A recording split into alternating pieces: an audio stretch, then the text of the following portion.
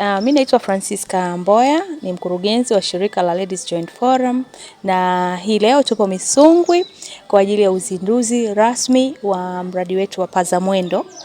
Mradi ambao unalenga kufundisha wanawake watengeneza filamu Tanzania waweze kujengewa uwezo vizuri. Tunafanya kazi na kampuni ya kimataifa ya Kijiweni Production ambao ni wataalamu wa kutengenezaji wa filamu, na filamu zao nyingi zimepata tuzo za kitaifa na kimataifa.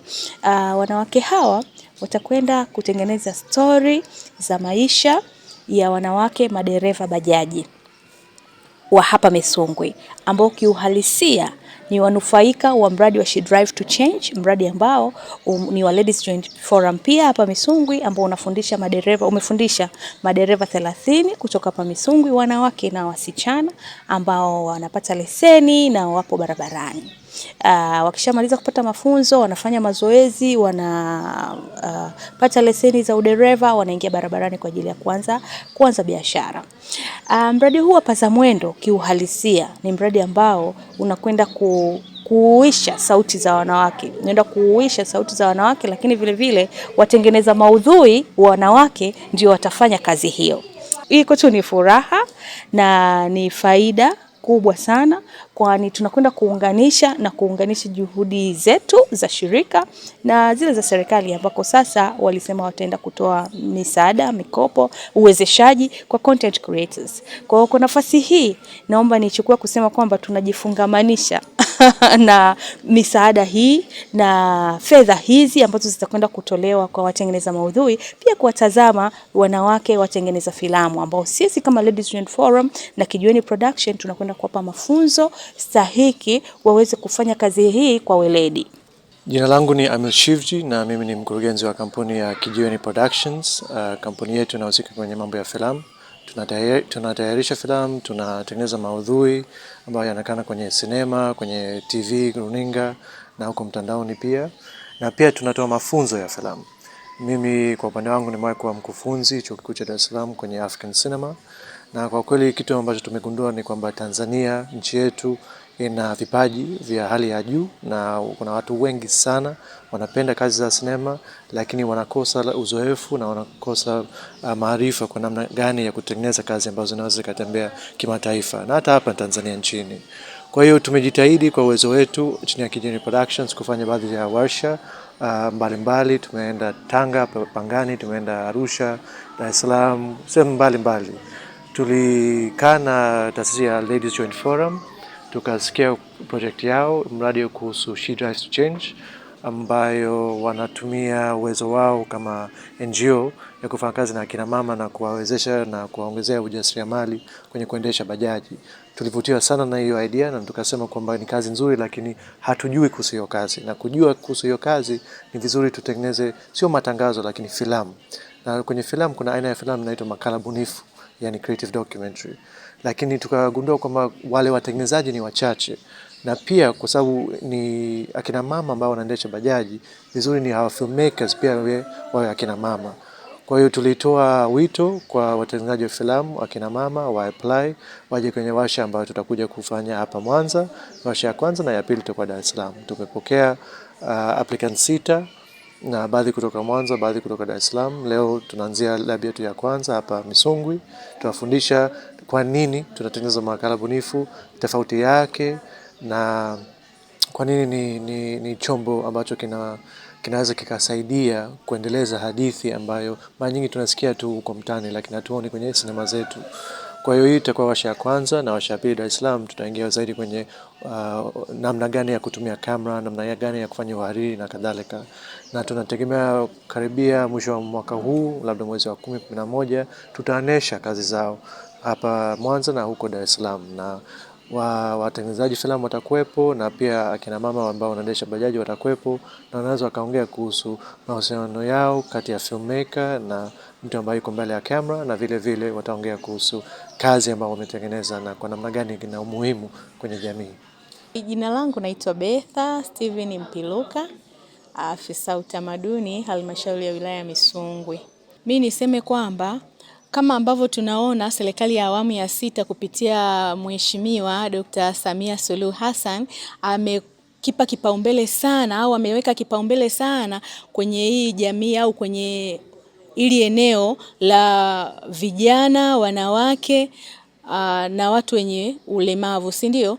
Lakini sasa tunaona ni namna gani ambavyo pamoja na kwamba ameweka ukaribu kwenye hili eneo, lakini tunaona ni namna gani ambavyo amelipa kipaumbele kwa kutoa fursa. Fursa zimekuwa nyingi sana tangu ameingia. Kuna jambo ambalo limetoka ili la content creator na hela tayari zipo na wengi ambao tumeshawahudumia wameshajaza fomu, wanasubiri tu hela kuanza kuflow, yani kwamba wamekidhi vigezo. Lakini pia kuna fursa ile ya mfuko wa utamaduni.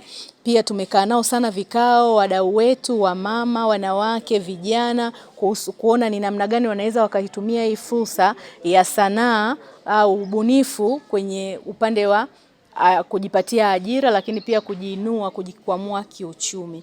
Mimi binafsi niwapongeze watu wa Paza. Yani sijui kwa namna gani ambavyo waliwaza kutuinua sisi kama Misungwi au kutugusa sisi kama Misungwi kwenye mradi wao wa Paza, kwa sababu kwa namna moja ama nyingine inaenda kuinua. Unajua Misungwi ni sehemu ambayo ukiingia ndani zaidi ni jamii ambayo bado iko kiasili sana. Yani sisi kama maafisa utamaduni pia kumtoa mtu sasa pamoja na uasili wake kwenda kwenye ile njia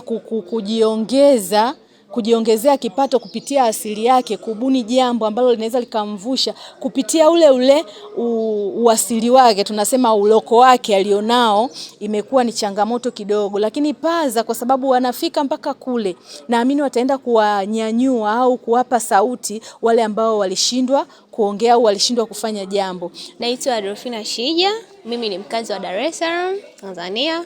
Kwenye huu mradi mimi kama mnufaika wa dada ambao tutakuwa tunatengeneza filamu za hali halisi ambao zitakuwa zinawahusu hawa wanawake wanaoendesha bajaji mkoani Mwanza na mkoani Dar es Salaam.